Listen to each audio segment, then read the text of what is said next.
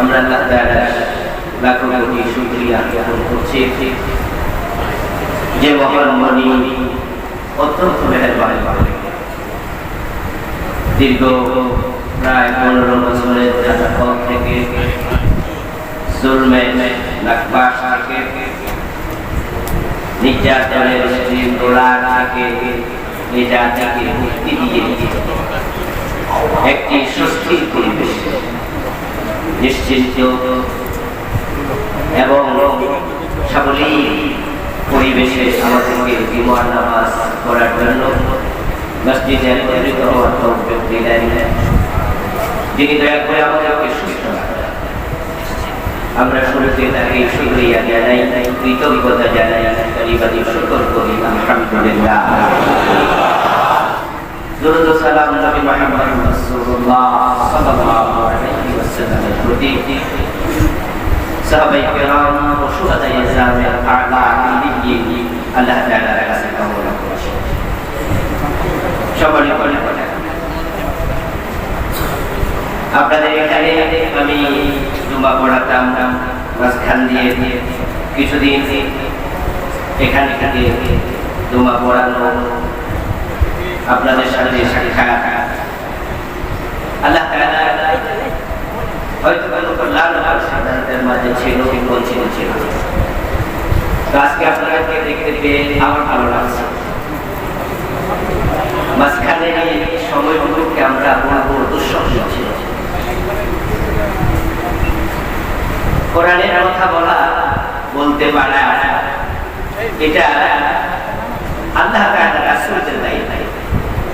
মূলত নবী এবং রাসূলদেরকে আল্লাহ দায়ী বানিয়েছেন। আমরা তাদের পথ অনুসরণ করে এখন দাওয়াত দিই। এই কাজে বাধা সৃষ্টি করা এটা মুসলমানের আলামত হতে পারে না। কিন্তু আমাদের এই 12-15 বছর কম বেশি বাংলাদেশের অধিকাংশ মসজিদে কথা বলার কোন পরিবেশ ছিল না।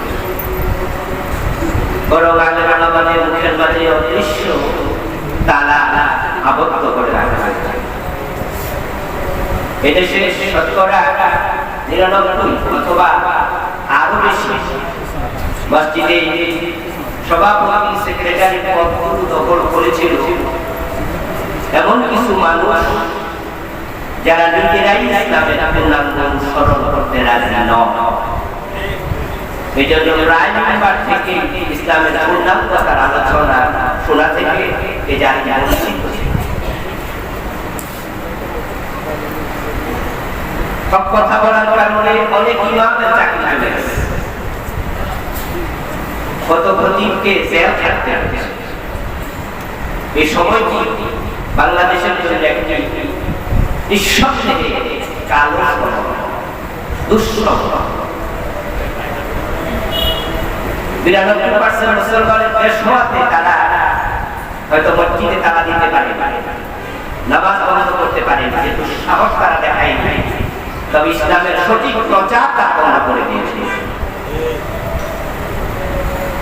এটা নিঃসন্দেহে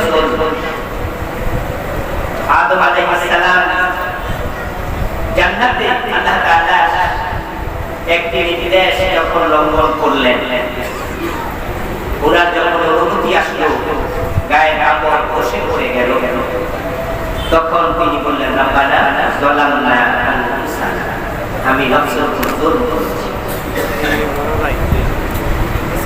অন্যের উপর অত্যাচার করার নামে জুলুম না, আল্লাহর নির্দেশনার বাইরে চলে যাওয়াই জুলুম। আর এই 15 বছর সময় যারা আল্লাহর নির্দেশনা, আল্লাহর বিধান প্রচার করতে দেয়নি, নিঃসন্দেহে তারা জালেম। এটা চরম জুলম। আমার আজকের আলোচনার বাধ্য হবে জুলমের পরিণতি। প্রত্যেকটি ঘটনা মানুষের জন্য শিক্ষা। আকাশ এবং জমিনের মাঝখানে আল্লাহ তাআলা রাতের আবর্তন করেন, দিনের আবর্তন করেন, কালের পরিক্রমা ঘটান। প্রত্যেকটার মাঝে আয়াতুল লিল মুমিনিন, আয়াতুল লিল মুকিনিন। যারা মুমিন, যারা মুকিন, তাদের জন্য নিদর্শন থাকে। জালেম যেই হোক, তার ব্যাপারে আল্লাহ তাআলার বক্তব্য হলো ইন্নাহু লা ইউফলিহুস সালিহুন, নিশ্চয়ই জালেম কখনোই সফল হবে না। এই কথাটা আল্লাহ কোরআন মাজিদে বলেছেন। যদি আপনি জালেম হন, এই মেসেজ আপনার জন্য। আল্লাহ তাআলা জালেমদের পক্ষে থাকেন না, তিনি জালেমদেরকে ভালোবাসেন না। দুনিয়াতে তাদেরকে মাঝে মাঝে সময় দেন। قال النبي صلى الله عليه وسلم إن الله لا يملي للظالم। আল্লাহ জালেমদেরকে সুযোগ দেন, সময় দেন, তারা যেন তওবা করে, তারা যেন ফিরে আসে, তারা অনুশোচনা করে, তারা যেন সংশোধিত হয়। কিন্তু সময় দেওয়ার পরেও যখন তারা সংশোধিত হয় না, হাত্তা ইযা আখাযাহু লাম ইউফলিতহু, প্রিয় নবীজি বলেন, এক পর্যায়ে আল্লাহ যখন তাকে ধরেন, তখন তাকে আর তিনি নিষ্কৃতি দেন না, এমন ভাবে ধরেন পালানোর জায়গাও খুঁজে আর পায় না। এই হাদিসটা কিন্তু গত মাস বা গত বছরে আমরা পাইনি, 1400 বছর আগে রাসূলুল্লাহ বলেছেন, জালেমকে আল্লাহ সময় দেন, কিন্তু সে যদি সংশোধন না হয়, হাত্তা ইযা আখাযাহু, এক পর্যায়ে তিনি তাকে ধরেন, লাম ইউফলিতহু, তাকে আর নিষ্কৃতির কোন রাস্তা, কোন পথ, কোন ছিদ্র তিনি আর দেন না, তাকে তিনি নিশ্চিন্ত করেন, অপদস্থ করেন, ধ্বংস করে দেন। এই আলোচনাগুলো আমাদের সবার জীবনের জন্যই শিক্ষা। আমরাও মাঝে মাঝে জালেম হয়ে উঠি। ক্ষমতা পাওয়ার পরে, ক্ষমতার অপব্যবহার করে, শুধু রাজনৈতিক নয়, ব্যক্তিগত স্বার্থেও করে। পয়সাওয়ালা হওয়ার পরে বাড়ির পাশের প্রতিবেশী গরিব, তাকে জুলুম করে, নিজের প্রভাব বলয় বিস্তীর্ণ করার জন্য, নিজের জায়গা জমি বানানোর জন্য এমন অত্যাচার করে, এটা যেন আমার কাছে জমিটা বেঁচে যেতে বাধ্য হয়। এটাও জুলুম। যদি আল্লাহ তাআলা আপনাকেও সময় দেন আর আপনি সংশোধন না হন, তাহলে এই হাদিস আপনার জন্য প্রযোজ্য। জুলুম প্রসঙ্গে আমি আপনাদেরকে এখন একটি আয়াত শোনাবো, যেটা শোনার পরে আপনাদের মনে হবে এটা আগস্টের 4 তারিখে নাজিল হয়েছিল। আমি এই আয়াত আগস্টের 5 তারিখ থেকে কতবার পড়ছি তা হিসাব করিনি। এই আয়াত পরে আমি নতুনভাবে আবার কালেমাও পড়েছি। আল্লাহ, ইমান তো ছোটকালেই পেয়েছি, মক্তবে হুজুররা কালেমা পড়াইয়া মোমেন্ট বানাইছে, পরবর্তী জীবনে কালেমা কত লক্ষবার পড়েছি, কিন্তু এই আয়াত পড়ে মনে হলো তুমি আল্লাহ যা বলো তার মাঝে সন্দেহ যে নাই, এটা নতুন করে আবার শিখলাম। ফালাম্মা নাসু মা যুক্কিরু বিহি,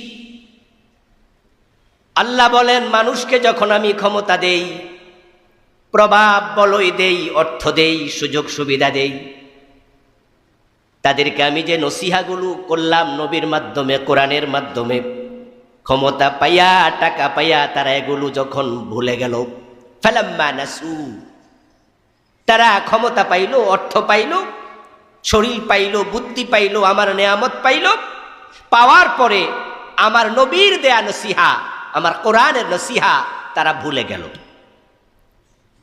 ফাতাহনা আলাইহিম আবওয়াবা কুল্লি শাই,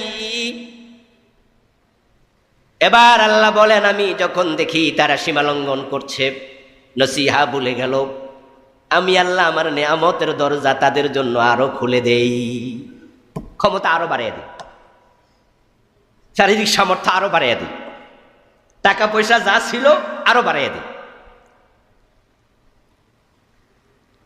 হাত্তা ইযা ফারিহু বিমা উতু, অতঃপর তারা যা পাইল তা পাইয়া এবার আরো খুশি, আরো সীমালঙ্ঘন শুরু করে দিল। ফাখাযনাহুম বাগতাতান ফাইযা হুম মুবলিসুন, যখন সীমালঙ্ঘন শুরু করে দিল আমি আল্লাহ বললাম আর নাম, হঠাৎ করে ধরলাম, কাপড় নিয়ে পালানোর সুযোগ আর দিলাম না।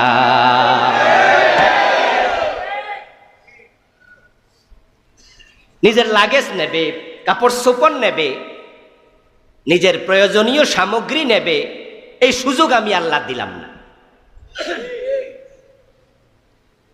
5 তারিখের ঘটনার সাথে এই আয়াতটা কিভাবে মিলে গেল? এই আয়াত আপনি ফেরাউনের সাথে মিলান, 100% মিলে যাবে। কারণ ফেরাউনকে আল্লাহ তাআলা যে ক্ষমতা দিয়েছিলেন, ক্ষমতার মালিক কে? ক্ষমতা দেয় কে? কোনো সন্দেহ আছে নাকি? নাকি জনগণ সকল ক্ষমতার উৎস? ঈমান চলে যাবে। এই জাতীয় দৃষ্টিভঙ্গি লালন করুন। আন্নাল কুওয়াতা লিল্লাহি জামিআ কুলিল্লাহুম্মা মালিকাল মুলক তুতিল মুলকা মান তাশা, ক্ষমতার মালিক আল্লাহ, তিনি যাকে চান দেন, দিয়ে তাকে পরীক্ষা করেন, দেখি সে কি করে। ফেরাউনকে আল্লাহ ক্ষমতা দিলেন। ফেরাউনের জীবনী যে ঐতিহাসিকরা লিখেছে তার মাঝে এমন লিখাও কোন কোন ঐতিহাসিক লিখেছেন যে সে ক্ষমতা পাওয়ার পর থেকে ডুবে মরা পর্যন্ত কখনো তার জ্বর সর্দি কাশিও হয়নি। এতটা সুস্থতার নিয়ামত আল্লাহ তাকে দিয়েছে। এবং তার মিশরে সে এতটাই ক্ষমতা পেয়েছিল, একচ্ছত্র আধিপত্য ছিল যে তার আঙ্গুলি হেলেনে একটা জাতিকে, একটি গোষ্ঠীকে জবেহ করে শেষ করে দেয়া হতো। বনী ইসরাইলের নাবালেগ সদ্য প্রসূত ছোট ছোট বাচ্চা ছেলে হয়ে জন্ম নিয়েছে, ইউযাব্বিহুনা আবনাহুম, ফিরআউনের নির্দেশে তাদের বাচ্চাদেরকে জবেহ করে ফেলতো। মূসা নবীকে ঠেকাতে হবে। আল্লাহ বলে ক্ষমতা আমি দিলাম, আর আমার ক্ষমতা ব্যবহার করে আমার নবী মূসাকে তুমি ঠেকাবে। মূসা যেন জন্ম নিতে না পারে, মানে ইসরায়েলের শিশুদেরকে জবে করে ফেলা হলো। আল্লাহর ক্ষমতার সদ্ব্যবহার না অপব্যবহার? আল্লাহর নবী তো জন্ম নিলেনি, এই জন্ম নিলেনি, এটাই প্রমাণ করে আল্লাহর সিদ্ধান্ত ঠেকায়া দেওয়ার ক্ষমতা দুনিয়ার কোন জালেমের থাকে না। ফাআলুল লিমা ইউরিদ ইয়াফআলু মা ইয়াশা, তিনি যা চান তাই করেন। ফালা রাদ্দা লিফাদলিহি, তার করুণা ঠেকাবে, তার কল্যাণ থামাবে, এই ক্ষমতা পৃথিবীর কারো নাই। কোরআনে বিভিন্ন আঙ্গিকে তিনি বলেছেন। মূসা নবীর জন্মের পরে নবুয়ত প্রাপ্তি, লম্বা হিস্ট্রি আপনারা জানেন। কিন্তু সেই মূসা আলাইহিস সালামকে সে আবার শেষ করে দেবে। মূসা আলাইহিস সালাম তার বনি ইসরাইলের সঙ্গীদেরকে নিয়ে চলে যাচ্ছেন, যা তোর মিশরে তুই থাক, আমি থাকবো না। কিন্তু ফেরাউন বলল, না, পালাতেও দেব না, হিজরত করতেও দেব না, ধরে এনে শুলে ছড়াবো। সে সৈন্যদল নিয়ে মূসা নবীকে ধরার জন্য রওনা দিল। বলুন তো তখন কি সে অসুস্থ না সুস্থ? ক্ষমতা আছে না পদত্যাগ করছে? একানা সৈন্য সহ বিশাল সমৃদ্ধি। হাত্তা ইদা ফারিহু বিমা উতু, কি চমৎকার আয়াত! আমার দেয়া নেয়ামত পেয়ে আত্মতুষ্টিতে ভুগল, এমন সীমালঙ্ঘন করলো, আরো বেশি আর অন্যায় ও জুলুম অত্যাচার চালাইল। এরপরে কি ঘটলো? আখাযনাহুম বাগতাতান, ওই মূসা আলাইহিস সালামের হাতের লাঠি দ্বারা তৈরি রাস্তায় ঢুকে মূসাকে ধরে এনে শুলে ছড়াবে। আর সমুদ্রের মাঝামাঝি যাওয়ার পরে আমি আল্লাহ হঠাৎ করে ধরলাম, ফাইদাহুম মুবলিসুন, ফেরাউন সেখান থেকে সাঁতরিয়ে কাটবে, উপরে চলে যাবে, সে সুযোগ আর নাই।